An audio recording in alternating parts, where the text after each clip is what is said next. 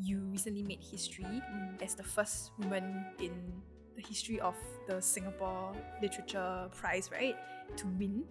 Briefly tell me what was the piece of work that you worked on about. So it's my debut volume, and it's called Gaze Back. I like to describe it as the trans-genre lesbo witch grimoire you never knew you needed. Trans-lesbo. Trans-genre. Trans. Oh, you can be a trans-lesbo too. It's fine. Many trans-lesbos love it. In Her Words is a sub-series from Something Private, featuring lesser-known stories of women who have survived unspeakable pains and triumphed. Women who succeed despite and against all odds. This is their story. At the beginning of September, I chanced upon this headline in our local newspaper about a poet making history as the first female to win a Singapore Literature Prize in all 28 years that it's been held for. And I quote from the article, "Her arcane and unapologetic debut collection, Gaze Back, took on taboos from menstruation to sexuality." Somebody call this sis in for an episode right now. But what was even more interesting to me was that a friend had mentioned that she knew this poet, Marylyn Tan, from her days in school, and that Marylyn had an interesting backstory which led to where she was today. So I picked up the phone, gave Marylyn a call, and decided that her story was one of strength, resilience, courage, a lot of honesty, and coming to terms with herself. Here's Marylyn's story. Hi, I'm Marylyn Tan, and I am 27 this year. I am one of those degenerate poets that you see on the streets. When you say degenerate? I feel like a lot of poets get a sort of a bad rep, but also quite a deserved rep, where we don't really make money with our art or profession. And I mean, I've said this before, like there's really no money in poetry, especially if you are in Singapore. Yep. So degenerate is, kind of like one of those things where you go for Chinese New Year and your family is like, "Oh, what do you do?" And I'm like, I can't say I'm a writer because they're like, "Huh?" Very generic. It's like accountant, yeah, what's that? Exactly. And quite honestly, I feel like it's very hard to look for work as a writer or to make it as a poet, as a profession. So I want to say that one of the things that and maybe I can explain the reason why I invited you on this podcast today is because you recently made history as the first woman in the history of the Singapore Literature Prize, right, to win the poetry prize. So congratulations, first of all. you. I think the first thing that stood out was that you were the first woman. The second thing that stood out was that, and I hate to be like nyam, but like was that the prize that you won was like $3,000. And I was like, is that the value of, like, is that how they value? Wait, so do you think it's a low number or a high number? I don't think it's a low number. I feel like you deserve more. No, it's not their fault because this year, because we've been having such a fucking shitty year the whole time, right? So I think what happens is usually they get grants from NAC or whatever, but they didn't get a single cent this year. Yeah, I was quite surprised as well because it's the oldest running literary prize in Singapore. Yeah. So you would think that like if money is going anywhere, it would be that. I think speaks a lot. But what do I know about money here? I can feel the same. Briefly tell me what was the piece of work that you worked on about. Okay, so it's my debut volume, and it's called Gaze Back. So Gaze Back is basically, I like to describe it as the trans-genre lesbo witch grimoire you never knew you needed. So it's basically a collection. It's not really a collection because it's meant to be read as a whole experience, right, from start to finish. So it's not really an anthology of poems or a collection of poems discretely. They're all meant to work together, and it uses witchcraft and the occult as a vehicle for the emancipation of the individual in a sexist, patriarchal, ableist, homophobic, transphobic, fatphobic society, you know? So that was basically my feminist pot shot at the system, you know, using something that I really loved, which was the tools of magic and witchcraft to talk about these things. Sorry, I want to try to say like the way you phrased it, right? What do you say? How do you introduce it again? It's the transgenre lesbo witch grimoire you never knew you needed. Trans-lesbo. Transgenre. Trans. Well, you can be a trans lesbo too. It's fine. Many trans lesbos love it. Trans genre lesbo. Go on. Witch grimoire. Grimoire. Yeah. What's grimoire? A grimoire is a collection of spells, basically. Okay. So I intended it in my first proposal for the book. I intended it to be sort of a witch, sort of like a compendium of spells, and also a recipe book, a recipe for insurrection. I think is how 2015 Marylyn phrased it. Okay. Yeah. A lot of things to unpack. One thing that really jumps at me, which is what we're going to cover later, right, is this whole idea of like witchcraft and the connection to feminism and I guess like rejecting patriarchal ideals, right? But before that, we had a very interesting conversation on the phone back then, talking about how you got to where you are today. So I'm going to be very upfront. I want you to share a bit about your journey over the last like 10 years, what you went through and how that kind of like shaped who you are today. Right. Okay. So back then, like our conversation back then was like 2 weeks ago. So back then, I'm referring to the very specific memorable incident that I see. So so up to the point when I was about 17, I kind of coasted through life. You know, I had an inkling of, you know, being good at writing and things like that, but I wasn't really very interested in social justice or social issues or anything like that. But that kind of changed when something quite traumatic happened to me in my pre-tertiary years, where I was kind of, I guess, violated in a way that crossed my personal boundaries. And I don't know how to explain this. Like, I was recorded against my will, doing something private, and I was forced to withdraw from school. Well, I'm sure if you dig back deep enough, you'll find it. But I don't know how much I should say actually, because I don't really want I guess there to be any repercussions. But I mean, that's a bit naive as well. It was a sexual act. It was a homosexual sexual act. It was kind of bad because I was in quite a high profile school, and I think the people there or the schoolmates that I had didn't have any compunction against circulating it. So for a while we were actually trending on Twitter, and it wasn't just me, somebody else was involved as well, because I mean, when you do something like that, you know, it's very salacious, and the local newspapers did report it as such. So, you know, in one incident you have your schoolmates and your school and your national newspaper all coming together and, you know, kind of I guess condemning, but also punishing you for this act. And I won't say that it was, you know, something that I had every right to do. It was definitely a moment of indiscretion.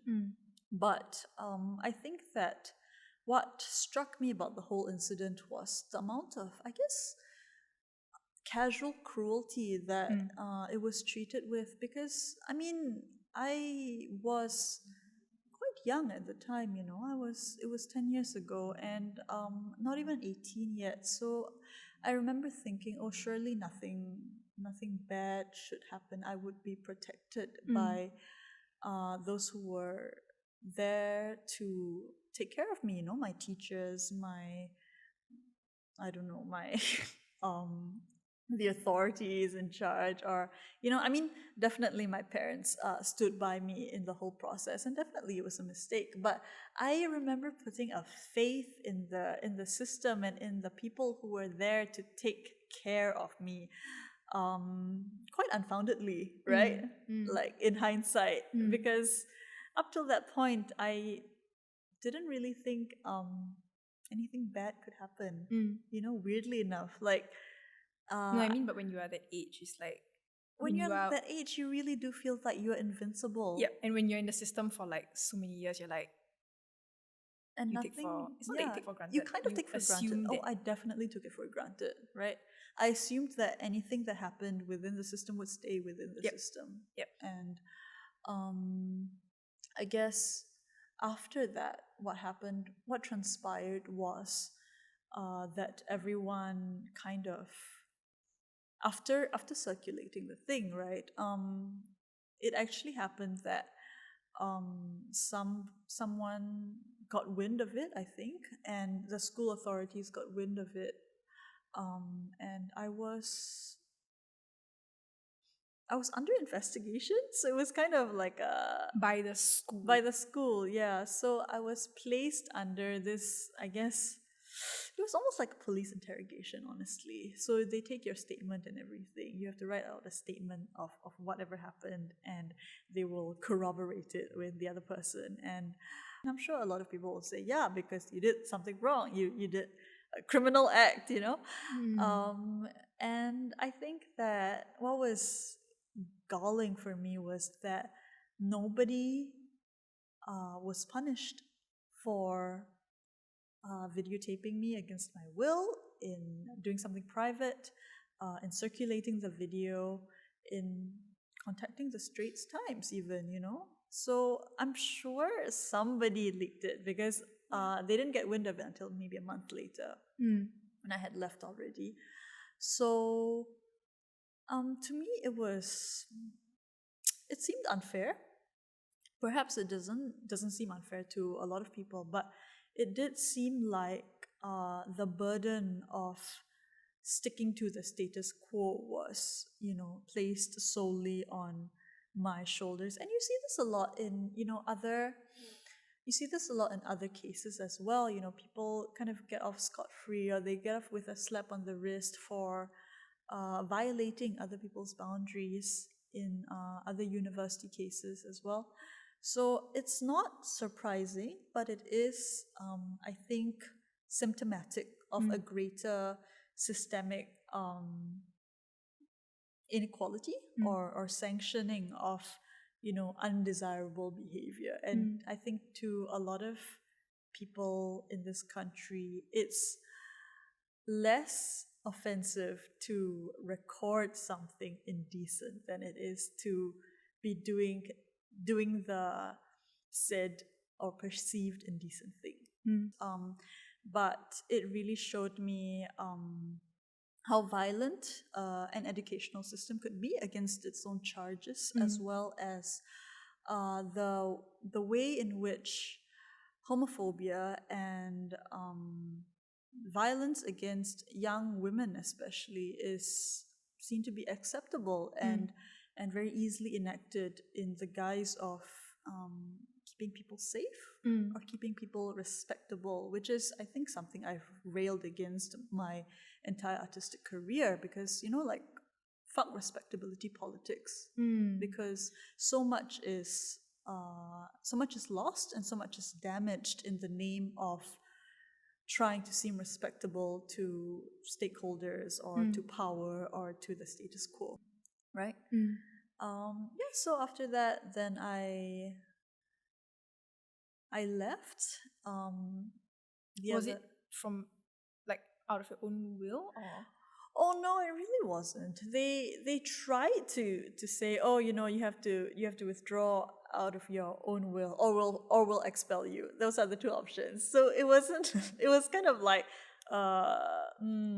it's a choice, but it's not really a choice at the same time. It was a forced choice. Yeah. And I think the reasoning was it looks better if you withdraw of your own accord, so as to speak, right? I mean, it's whatever, right? If you go, so I went to Nyan Poly after that, and I did psychology with the same girl who was actually involved. So we left, and initially, this was the fucked up part as well. Initially, everybody was saying, "Oh, you guys should not keep in contact anymore, and you guys should stay away from each other, like don't talk to each other, don't ever I guess don't don't be friends, or don't be in each other's lives, because you guys are obviously bad for each other, right?" And it wasn't just my parents saying this, it was the school principal, it was so I was kind of shocked that she would be so interested in, like your personal life. exactly, right? or what happened to me after that. Yeah. I think that it was just another way to kind of control the situation, Yeah. enact damage control, Yep. and make sure we didn't do any more damage to the school's reputation. Yep. Right. So obviously I didn't listen.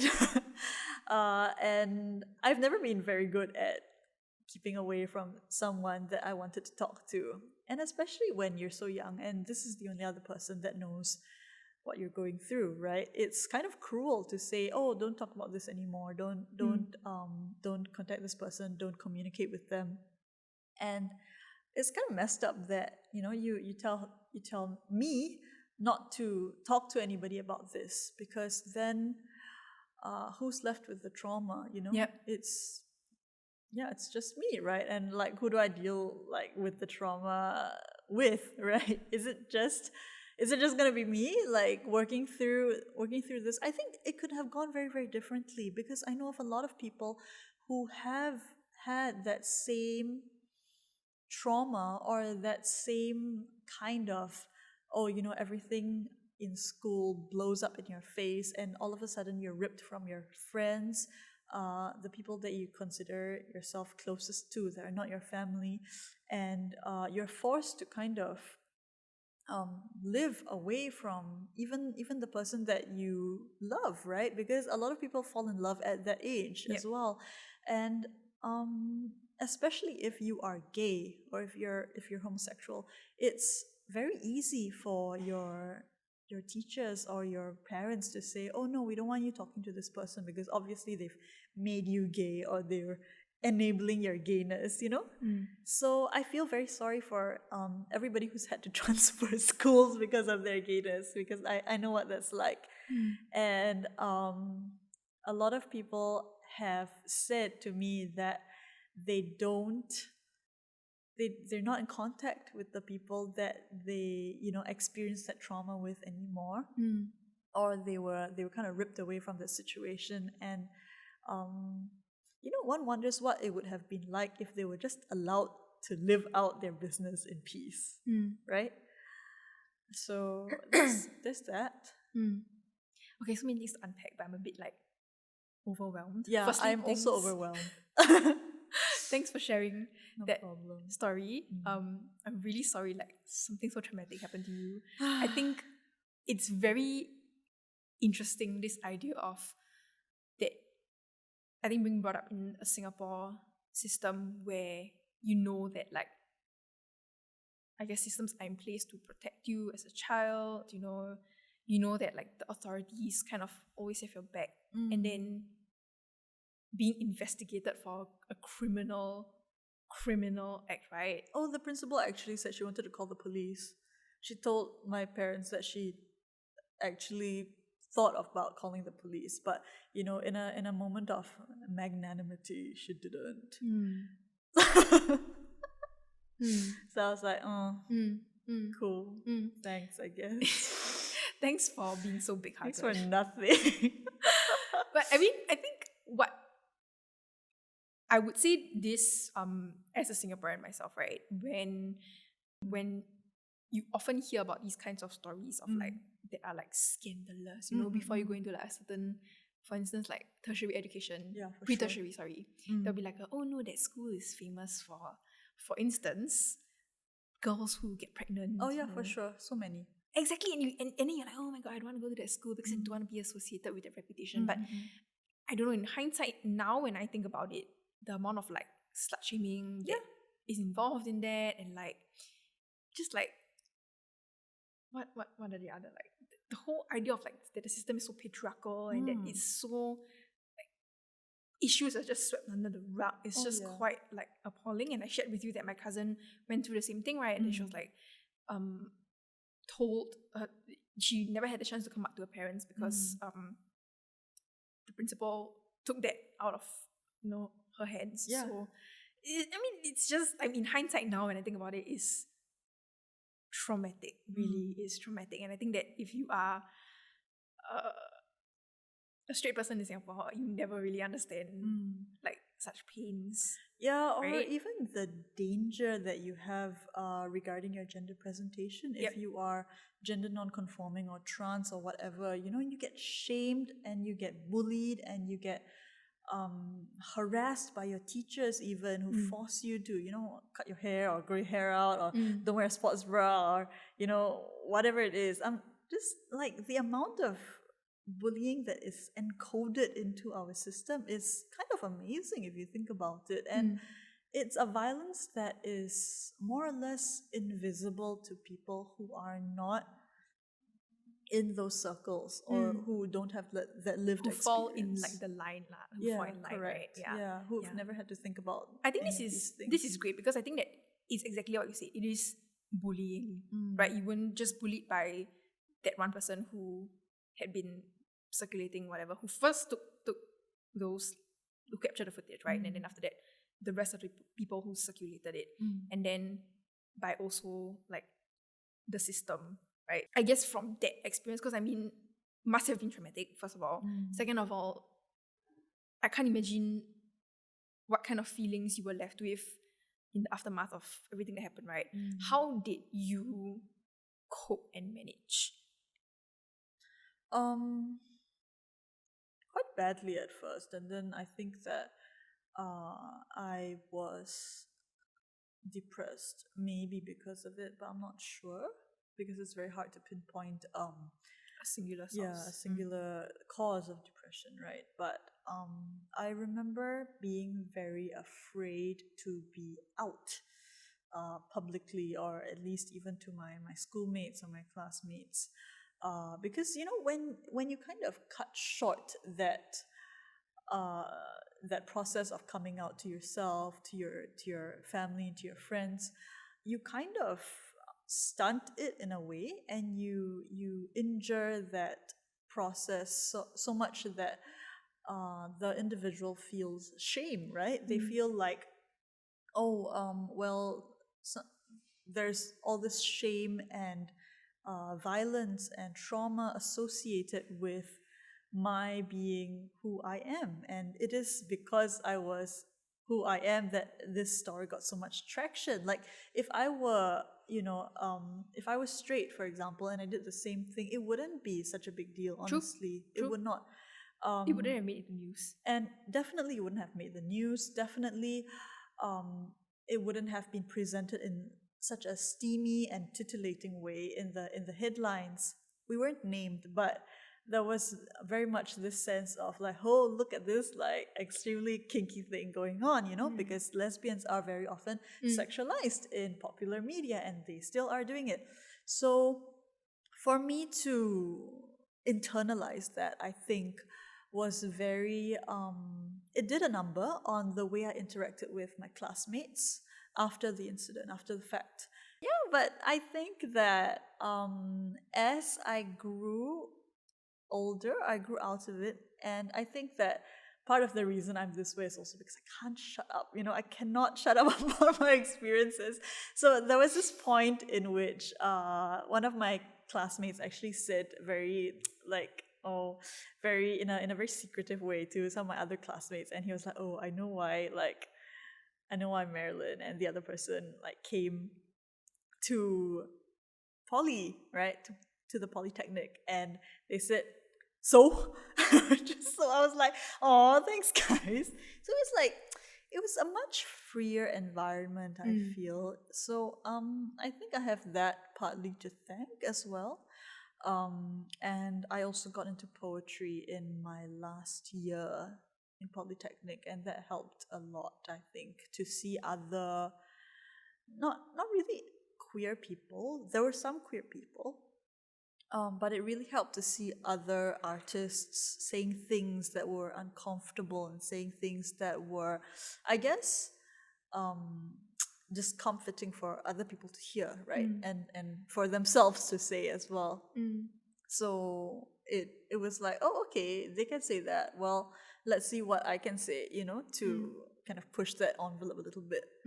And I think I just went all the way with that. I pushed way too hard, or hard enough. I want to talk about your relationship with like the system and like authorities as a result of that. How, from the incident, like how did it develop? Was it like an integral part of shaping who we are today? I feel like my relationship with authority evolved definitely from that single incident, but we've always kind of had an uneasy relationship. And I also not blame but credit people like Alfian and Cyril Wong and even Ng Sheng, actually, for these were my three gay male poets that kind of first introduced me to what local literature could be, right? I don't want to say singlet because singlet wasn't really a thing back then. But especially Alfian, who will and forever will be my first love, taught me a lot about the voice of dissent and the voice of saying things that criticized Singapore and its governing, I guess, bodies, or the implicit rules or explicit even structures that we are all beholden to, right, in this country. And I remember being, 15 years old and picking up One Fierce Hour in the school library and being like, holy shit, this book is in the library and it talks about like the Singapore flag being like blood and semen, and it was just absolutely invigorating for me, right? And I had never imagined that you could talk about art and Singapore and life in these terms. And I think I've always kind of carried that with me. So I think when this particular incident happened to me, it was really a turning point, because then I started being very conscious of my place in the world, not just as a very privileged being, right? Somebody who is able-bodied and cisgender, and I mean mostly cisgender, and feminine presenting and Chinese, but also someone who, lives kind of next to marginalization, adjacent to I guess queerness and all of the things that come with it. I mean, I'm not gonna say that, oh, my life has been so hard because I'm gay. No way, man. I'm too middle class for that. But and I mean, I have very supportive parents, so it's way different, And I mean, okay, the supportive parents thing, like, you really have to hand it to them, because up until that incident, they were also kind of like disapproving of homosexuality, and it actually took them about 7 years to go from does she want to be a boy to my mom saying to my dad at dinner, like, oh, it's not about the gender, it's about the person. And I just went like Okay. yeah, so it was kind of an amazing transformation, because I don't remember personally having talked to them a lot about it, right? I don't remember like bro beating them and saying like, hey, you gotta accept gay people. No, it was a very quiet kind of tension that continuously got negotiated and then renegotiated. Yep, but I guess it's also some effort on your part to For want to sure. learn. I'm sure it was so much effort on their part. So like, thanks. Yeah. Shout out. Shout out. Yeah. Interesting. You mentioned that you come from like a religious background, right? Yeah, for sure. Not super religious. So I mean, my family goes to church, or they attend church. They're Catholic. But I think I kind of fell out with the church when this thing happened as well. And before that, I was already kind of having my religious crisis. Like every baby Catholic gay goes through this, like, like, am I gonna be excommunicated from the church? Blah blah blah. And it was very interesting because it actually didn't take a lot for my parents to acknowledge that the church was in effect making me upset, or doing something to me that wasn't totally healthy, because I struggled with them for a couple of months, and then they were like, why don't you want to go to church with us? And then I just said, well, because it makes me sad. And they just kind of left it at that. They were like, okay, don't go. So respect, Yeah. I still go with them on like special occasions. You can like imagine for yourself what those special occasions are. But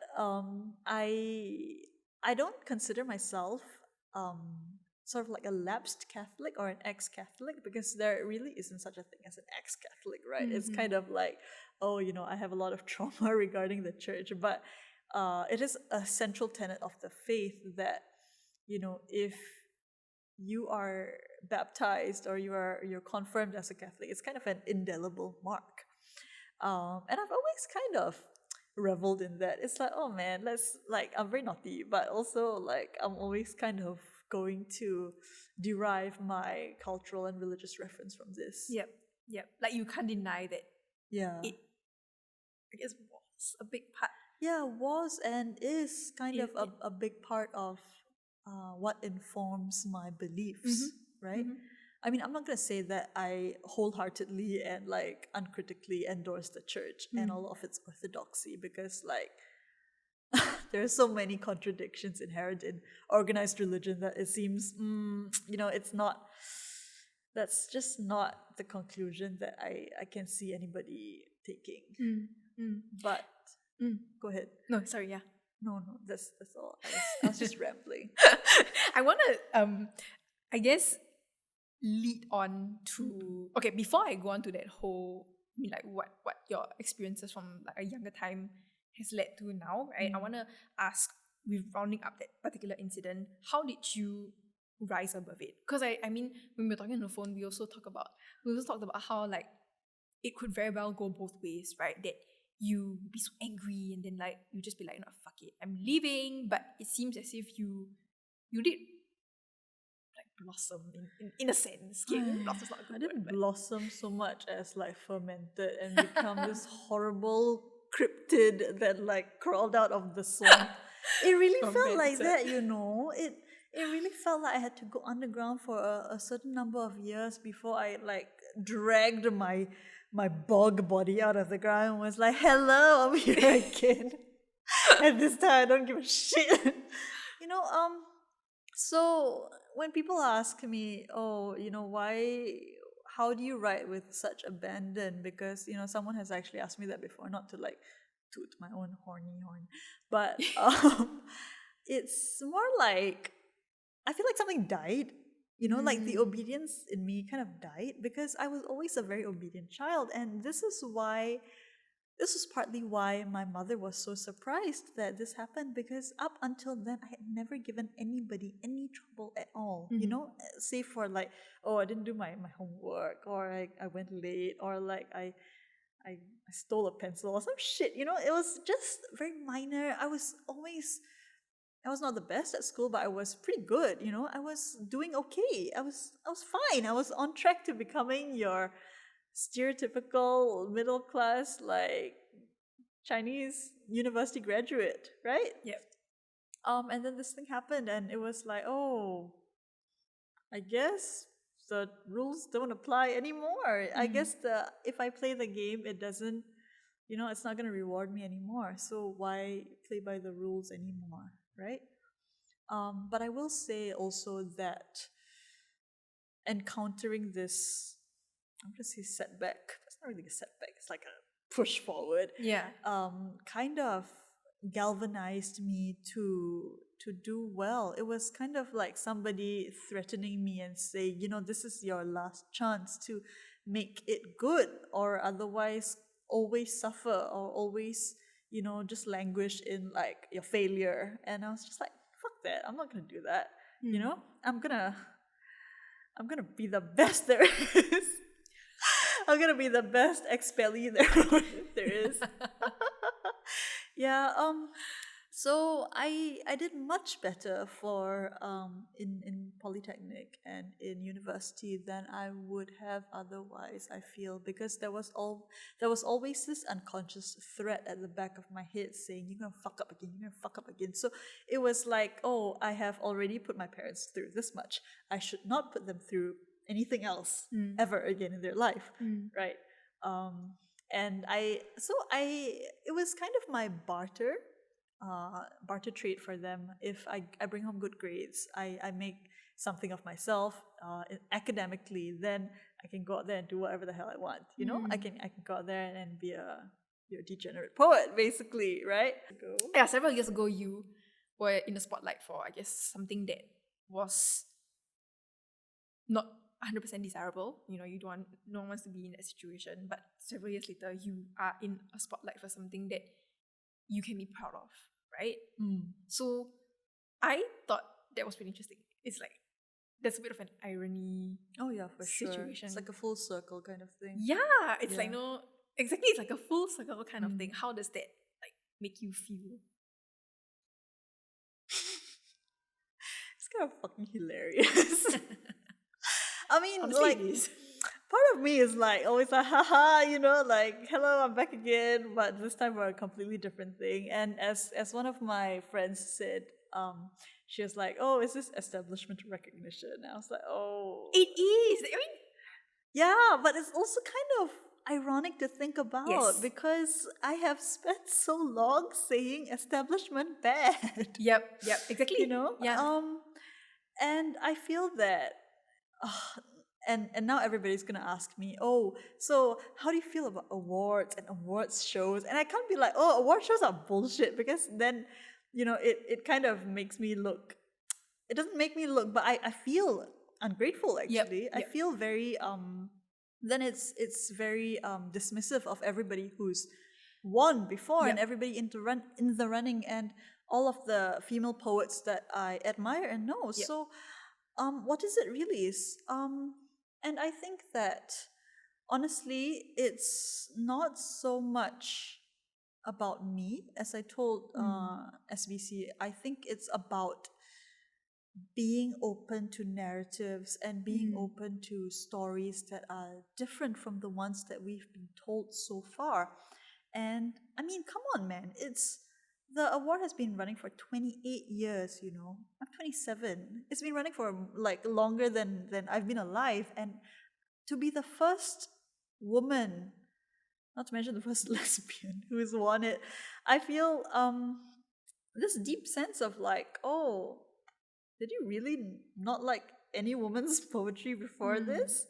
But also, I think that so Yakai Chai, one of the judges, was very kind about it, and he said that it was really unlike any poetry collection they had seen, because it reminded us of what poetry can do for the self and the senses, and to I guess galvanize social change, right?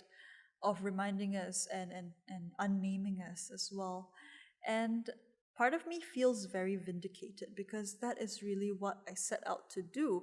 When I was first conceptualizing the book, I said to one of my fellow poets, and I said, I want this book to be dangerous. I want this to be a really, like a weapon, I want it to hurt.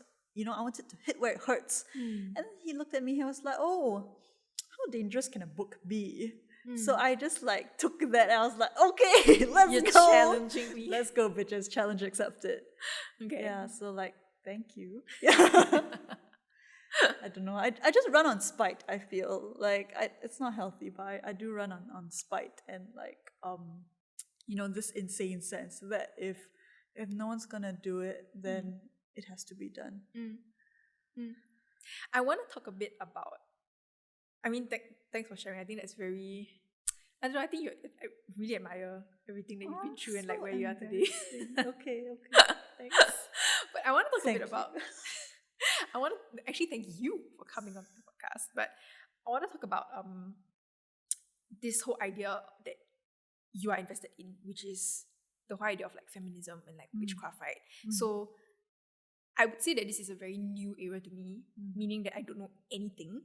So explain a bit about that to me, because I know that it's a rising or growing kind of like movement in the world of like feminism. And I want to say, I don't want people listening to think that this is like a very extreme or radical kind of ideal, right? Because I think when people hear, I think even people in Singapore now, when they hear like feminism, like, right, like charged. I thought you were talking about witchcraft. You're I talking am, about feminism. I'm talking about both, you know what I mean? So it's like, when people are really like against like feminism, then we talk about like witchcraft, they're like they turn off the podcast. Oh, for sure. Right? Yeah. But give me a bit of like insight as to what that entails. Yeah. Witchcraft or feminism? A bit of both. Okay. Because I mean, feminism in witchcraft. yes. Or witchcraft in feminism. Okay.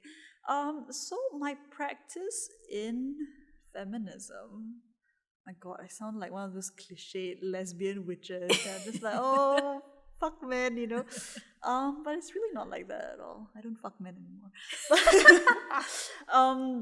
So I think that my understanding of witchcraft and feminism kind of developed in parallel with each other, right? So I was mentioning that I fell out of love with the church. I don't know if the church fell out of love with me. I suspected so.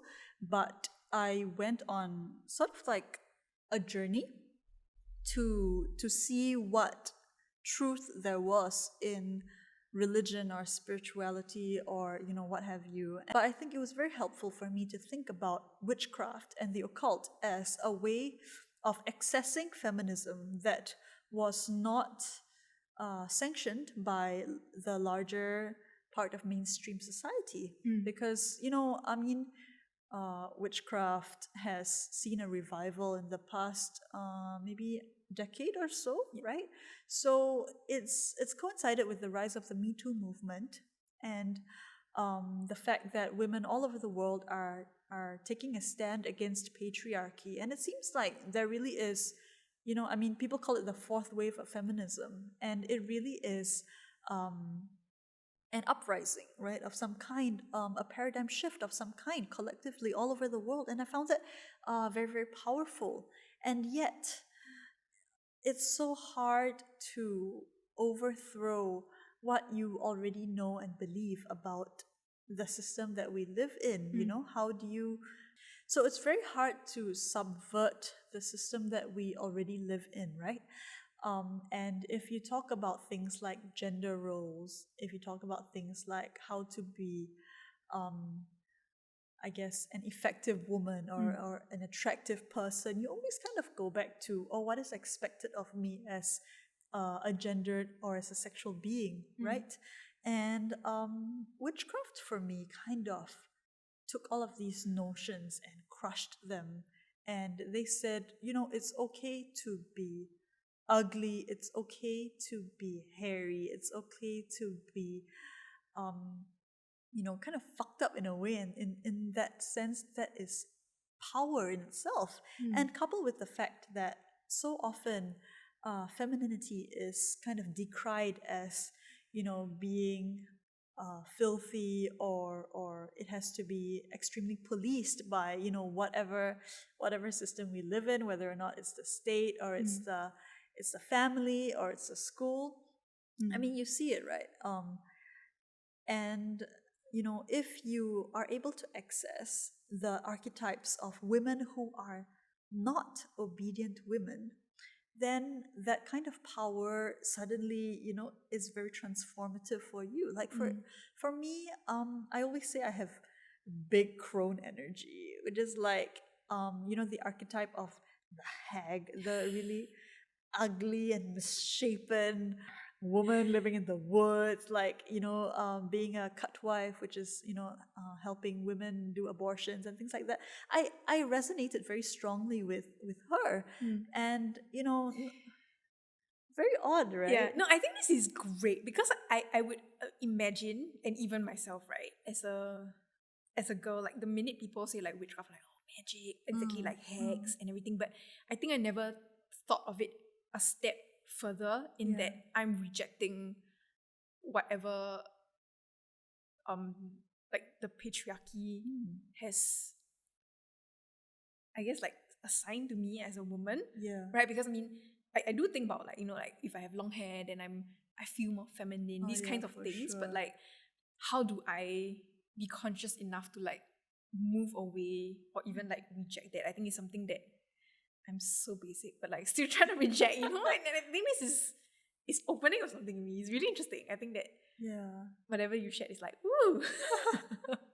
It's great. Powerful, right? It is. It does feel like to imagine yourself, because so often, so much of beauty rhetoric as well, like feminine beauty is about, oh, don't age, you have to like have this anti-aging, like skin whitening, blah blah blah, and to kind of subvert that and be like, I can't wait to become like the hag that I've always been. Like the hag inside me is coming out now.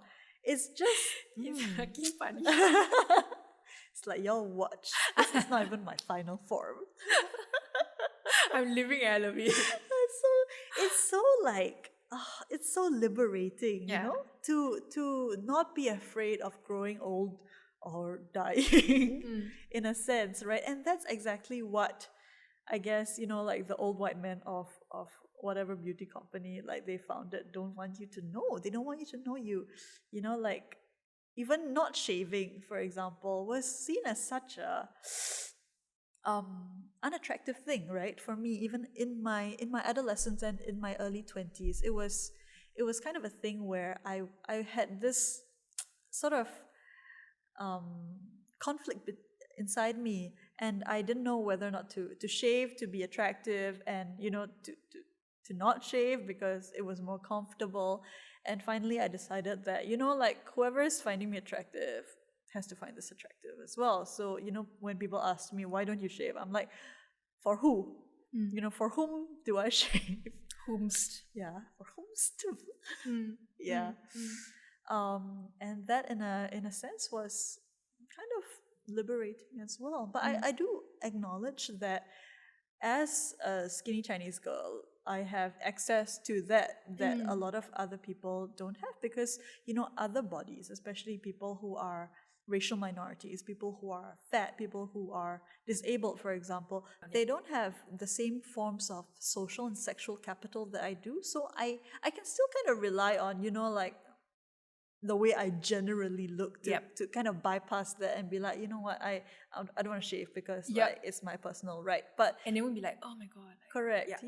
So if other people are already seen as unattractive and not sexually viable as by the state or by society, then of course they're not going to be able to access that empowerment, and it's going to be for them yet another form of I guess putting them down, or another form of being marginalized for having like a fat hairy brown body, for example, as we so often insult and decry other people for. So interesting, because in that scenario then what is the suggested alternative? I mean, how do you tell these people, right, if there's somebody who's listening and identifies as such, how do you tell them that? How do you guide them on the path to empowerment, I guess? I don't know, is that the right question to ask? Well, I'm not really like a psychopomp to empowerment, but I also feel that you do what you can, right, to feel empowered. If, having a very, if cleaning up well and having plucked eyebrows and shaved armpits and, shaved legs does it for you, it makes you feel beautiful, and attractive and powerful, then do it. But know why you are doing it, you know? Is it because, you know, you find power in being that being of attractiveness, you know, is like don't do it for somebody else because somebody else says you should look like that, but you don't feel like that on the inside. It has to be something that you do for yourself, whether it is to make your life easier, you know, because as Foucault says, you know, technologies of the self, you need to understand why it is you do something that you do in the space in which you live. And for sure, you can access empowerment and still sort of look like you are compliant with the norms of whatever, you know, habitus that you are in at that point in time. You just have to know why you're doing it, right? Yeah, agree. I think that was really great because I mean, I was going to not say the same thing, but I mean, I think it's important to do a bit of like soul searching, right? And to really ask yourself, like, not what is it that makes you happy, but like, more like, yeah, like, are you comfortable? Yeah. You know, does this make you feel good? Right? Are you, like, who are you doing? Are you doing this for yourself? Yeah. You know? Yeah. And it's very interesting that you say, does this make you feel good? Because I think a lot of women are not asked that question enough or even at all, because women's pleasure is not seen as something that is important. And I think that is also a place that I write from. I want you to know that my pleasure is important and your pleasure is important. And like, if you need to masturbate 4 times a day, that is also important, you know? It's very important to take one's pleasure seriously, as Eames said. And I think that if you write from a place of pleasure, you also access your power, right? As 100% agree. 100%. Sorry? Yeah. So like Audre Lorde also says, you know, in Uses of the Erotic, you need to kind of like access that pleasure as a form of reclaiming who you are and what you desire. I feel like, well, very often we feel ugly or we feel kind of not accepted by, you know, our peers or even ourselves, right? We wish that we looked like someone else, or we wish we, you know, we were someone else. And I feel that that's really a source of power, not the wishing to be someone else, but the actually being somebody else. And, you know, being a messy whole person in all of your ugliness is something that's very valuable to me, because it wasn't something that was taught was appealing as a child, right? To me, it was something that you had to hide away, or you always had to be. I always describe my parents as wanting a very pleasant girl, and they did, you know, and I just turned out to be the most unpleasant person. So I think that there is a certain power in that. I won't say it is you know, a source of empowerment or whatever, but it really is a kind of freedom to lean into the parts of yourself you hate and rescue them. And as my mentor always said, you know, a creative act is so often a rescue of the destructive act. Divya Victor, and she kind of changed a lot of things for me, especially with regards to thinking about, you know, even poetry and a voice. And she's the one who turned me on to Audre Lorde's, you know, idea that silence is a violence unto yourself. So you're not helping anyone if you're silent, really.